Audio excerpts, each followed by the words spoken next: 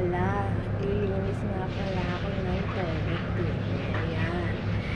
Ayan, binabrush natin yung sahig. Ayan. Kung gano'n ka hirap maglinis ang OFW.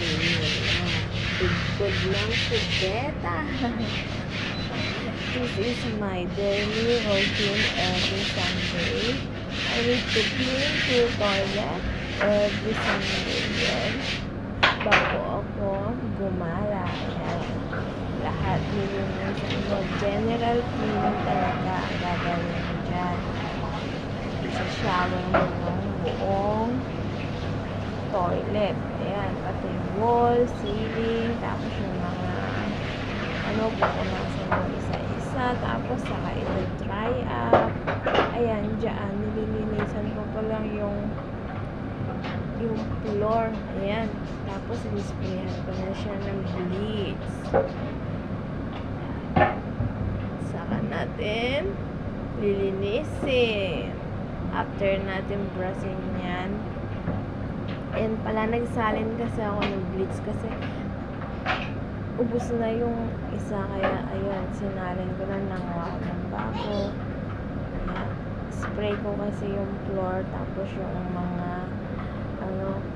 singit-singit para pumuti at bumango.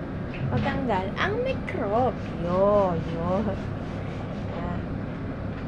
Inisprayan ko nga pala dyan yung toilet bowl para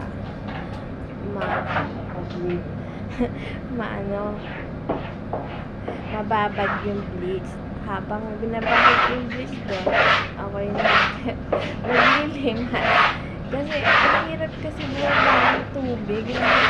Hindi ko mabilis mag-drain sa drains. Kaya, ginagawa ko yan. Nag-ilimas ako. Kasi solid. Yan.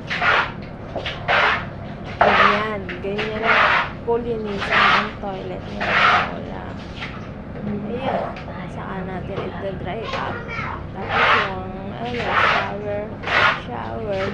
Lilinisin ko na, brush din. Brushin. Saka ito dry out. Ganun kahirap.